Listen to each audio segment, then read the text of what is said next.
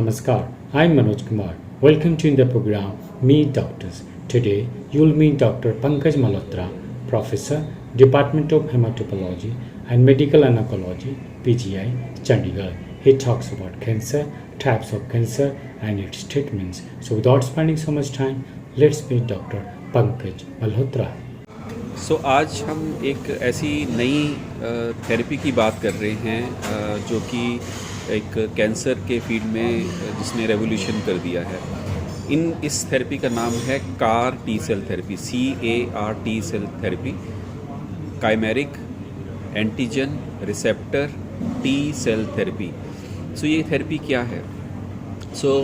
जिन patients को cancer की बीमारी होती है उनमें आमतौर पे जब कीमोथेरेपी काम नहीं कर रही है या दूसरी दवाइयाँ काम नहीं कर रही हैं, बीमारी उनकी वापस आ गई है या आके वापस बढ़नी शुरू हो गई है, तो हमारे पास एक ऑप्शन होती है जिसको हम बोलते हैं बोन मेरो ट्रांसप्लांट या स्टेम सेल ट्रांसप्लांट, जिसमें हम क्या करते हैं कि या तो मरीज के खुद के सेल्स को लेके हम डालते हैं जिसको हम बोलते हैं ऑटोलोगस स्टेम सेल ट्रांसप्लांट, या हम कई बार डोनर ढूंढते हैं उसके लिए और उसके सेल्स लेके हम डालते हैं जिसको बोलते हैं एलोजेनिक बोन मेरो ट्रांसप्लांट।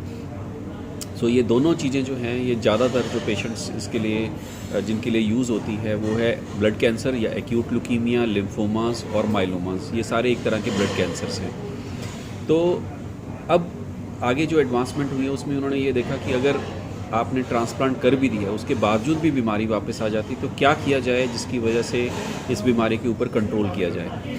तो एक 2012 से जो है अमेरिका में उन्होंने इस थेरेपी के बारे में रिसर्च करनी शुरू की और उन्होंने क्या किया कि आपके जो सेल्स हैं, जो सेल्स लेते हैं उन्हीं सेल्स को निकाला और उन सेल्स को मॉडिफाई कर दिया। आप एक तरह से ये सोच लो कि हमारे सभी के शरीर में जो है कैंसर बनता है, लेकिन हमारी बॉडी की जो इम्यूनिटी है, जो हमारी बॉडी के जो टी सेल्स हैं, जो इम्यूनिटी है वो टी सेल्स ही होते हैं, वो उसको काबू कर लेते हैं। लेकिन जब कैंसर डेवलप हो जाता है तो वो हम कहते हैं कि इसलिए डेवलप हो गया कि जो हमारी प्रोटेक्शन है, जो इम्यूनिटी है, जो टी सेल्स है, उन्होंने कैंसर सेल्स के साथ दोस्ती कर ली। अब जब कैंसर सेल के साथ दोस्ती कर ली तो कैंसर के सेल बढ़ रहे हैं तो जो हमारी प्रोटेक्शन है वो काम नहीं कर रही। वो सोचती है कि ये तो मेरे दोस्त ही हैं, वो उसको रिकॉग्नाइज़ नहीं करती कि ये कैंसर सेल है, इसलिए वो सेल्स बढ़ने शुरू हो जाते हैं। तो इन्होंने जो नई थेरेपी निकाली है पेंसिल्वेनिया यूनिवर्सिटी में, अमेरिका में सबसे पहले चीज़ ये निकली। तो उन्होंने क्या किया कि जो सेल ये वाले जो टी सेल्स थे इनको निकाला और इनकी रीबूटिंग की। रीबूटिंग का मतलब है कि उनको लेबॉर्ट्री में 3 हफ्ते रख के उनको ट्रेंड किया गया कि और उनको एक तरह से नया बना दिया गया।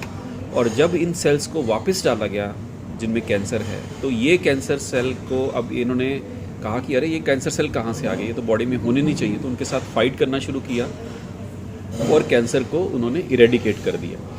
तो ये जो है इसको हम first generation car T cells बोलते थे। फिर धीरे धीरे और डेवलपमेंट हुई, first generation, second generation, third generation, जिसका मतलब है कि इन्हीं सेल्स की हम इतनी मॉडिफिकेशन कर दी है, उनके ऊपर हमने आप कह लो एक तरह से मिसाइल्स लगा दिए या केमिकल्स के साथ उनको इस तरह से मॉडिफाई कर दिया है कि अब ये जाके जो है कैंसर सेल्स को किल कर देते हैं। तो इस थेरेपी का नाम है CAR T cell therapy, chimeric antigen receptor T cell therapy. Because ये एक तरह से बोन मेरो ट्रांसप्लांट को रिप्लेस कर रही है तो इसकी जो कॉस्ट ऑफ थेरेपी है, जो इस सेल्स को मॉडिफाई करना है लेबॉर्ट्री में, उनके बाद एक्सपेंड करना है, क्वालिटी चेक करना है, तो अमेरिका में इसकी कॉस्ट जो है वो कोई 4 से 5 करोड़ के बीच में आती है, जो कि बहुत बहुत ही कॉस्टली थेरेपी है। तो ये थेरेपी जब 2012 से अमेरिका में आनी शुरू हुई तो इंडिया में भी 2015 से जो है इस पर थोड़ा सा काम होना शुरू हुआ, जो कि शुरू में IIT मुंबई में उन्होंने काम करना शुरू किया और IIT मुंबई ने टाटा मेमोरियल हॉस्पिटल के साथ इस पे काम करना शुरू किया। लेकिन उनको 4 साल 5 साल लग गए इसको डेवलप करने में और सारा कुछ इसकी टेक्नोलॉजी को इसको डेवलप करने में। तो फाइनली उन्होंने 2021 में जाके पहले पेशेंट पे इसको ट्राई किया टाटा मेमोरियल हॉस्पिटल में, और उसके बाद उन्होंने कुछ पेशेंट्स पे करके देखा, फिर उन्होंने मॉडिफाई किया, सक्सेसफुल हो रहा है, तो इस टाइप से उन्होंने करना शुरू किया।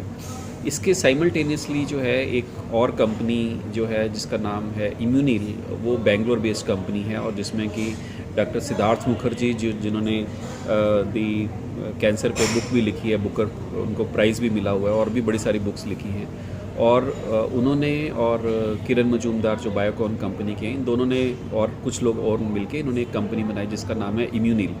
और उन्होंने सोचा कि अगर हम बिल्कुल शुरू से शुरू करेंगे तो हमें 4-5 साल लग जाएंगे। तो इन्होंने क्या किया कि स्पेन में जो ये CAR T सेल थेरेपी चल रही थी, उसी टेक्नोलॉजी को इन्होंने बेंगलोर में अपनी लैब बना के इंपोर्ट करना शुरू किया और इन्होंने कहा कि हम ये ट्रायल करते हैं। तो इन्होंने जो लास्ट ईयर 2022 में इन्होंने मार्च अप्रैल में ये ट्रायल शुरू किए। तो शुरू में क्योंकि बेंगलोर था तो उनको था कि हम सेल्स को जो मॉडिफाई करेंगे तो उसी जगह पे ही हॉस्पिटल होना चाहिए। तो उन्होंने नारायणा हृदयालय में जो है सबसे पहले शुरू किया इसको, 5-6 महीने करके देखा कि टेक्नोलॉजी हो रही है। फिर उसके बाद उन्होंने अपोलो चेन्नई और PGI चंडीगढ़ को जो है इसमें इस ट्रायल में जो है ना वो लिया। तो PGI में हमने जो फाइनली 3 पेशेंट्स जो किए, वो फर्स्ट पेशेंट हमने मार्च 2023 में किया, उसके बाद सेकंड पेशेंट अप्रैल में किया और तीसरा पेशेंट हमने जून में किया। तो इन 3 पेशेंट्स की जो है हमने किया, इन तीनों पेशेंट्स अच्छा कर रहे हैं। बट ये उनके लिए चैलेंज था क्योंकि जो सेल्स हैं यहाँ से हमने जैसे पेशेंट्स के निकाले सेल्स, उसके बाद क्वालिटी चेक किया, उसके बाद बाय एयर उनको हमने बेंगलोर ट्रांसपोर्ट किया क्योंकि एक पर्टिकुलर टाइम पीरियड में उनको ट्रांसपोर्ट करना है और उसका टेम्परेचर ठीक रहना चाहिए, वो सेल्स ठीक रहने चाहिए और उनको हम स्कैनिंग के थ्रू नहीं भेज सकते। अगर स्कैनिंग करेंगे तो वो सेल्स डैमेज हो जाएंगे। तो ये सारी चीज़ों का एक काफ़ी कॉम्प्लिकेटेड सा कोर्स था। तो इसलिए उन्होंने PGI को शुरू में नहीं लिया, बिकॉज वो शुरू में उसी जगह पे देखना चाहते थे जहाँ पे थोड़ा सा इजी हो सके। तो फिर उन्होंने पहले डमी रन किया PGI में, 2 बार डमी रन किया क्योंकि एक बार डमी रन जो है वो फेल हो गया क्योंकि वो जो सेल्स हमने डमी भेजे थे वो स्कैन हो गए तो वो डैमेज हो गए। फिर उन्होंने सेकंड डमी रन किया और उसके बाद उन्होंने कहा कि नहीं, अब हम इसके लिए तैयार हैं। तो शुरू में हमारे मन में भी डर था कहीं सेल्स डैमेज हो गए, स्कैनिंग होगी, क्योंकि सिक्योरिटी का जब मामला होता है तो एयरपोर्ट वाले कई बार इन चीज़ों को नहीं देखते हैं। बट फॉर्चुनेटली हमारा वो फर्स्ट पेशेंट जो है मार्च में जो है वो ठीक हुआ, फिर अप्रैल में हुआ और फिर जून में हमारा तीसरा पेशेंट हुआ। And with God's grace all 3 patients are doing very well. तो ये अभी जो क्योंकि ट्रायल के अंडर था तो इसलिए हमने इन पेशेंट्स को कोई भी पैसा नहीं देना पड़ा। टोटल दिस थेरेपी जो है वो टोटल फ्री ऑफ कॉस्ट जो है वो की गई। तो टोटल पूरे इंडिया में जो ये इम्यूनिल कंपनी है, इन्होंने 24 पेशेंट्स किए और सक्सेस रेट जो है वो कोई 88% के करीब जो है वो सक्सेस रेट है इनका। और अब ये फ़ाइल गवर्नमेंट के पास है अप्रूवल के लिए, ताकि ये थेरेपी जो है वो बाकी पेशेंट्स के लिए भी हम यूज़ कर सकें। सो मेनली ये थेरेपी जो है जो पेशेंट्स एक्यूट ल्यूकीमिया वाले हैं और लिम्फोमा वाले हैं उनके लिए अप्रूवल होगी शुरू में। साइमल्टेनियसली जो एक माइलोमा करके बीमारी है उसके लिए भी ये थेरेपी जो है वो हम शुरू कर रहे हैं। मोस्ट लाइकली नेक्स्ट मंथ में ये शुरू हो जाएगी और उसमें भी कुछ पेशेंट्स, उसमें भी जो है कुछ हॉस्पिटल्स हैं। एक PGI है क्योंकि PGI में ऑलरेडी उनका एक्सपीरियंस बड़ा अच्छा है, so they have chosen PGI। They have also have Apollo Chennai hospital और नारायणा हृदयालय, ये 3 हॉस्पिटल्स हैं जिसमें उन्होंने कोई 30 पेशेंट्स के करीब जो है ना मिला के करने हैं। So we are looking forward for this kind of therapy which is very effective than the already available therapy which is bone marrow transplant.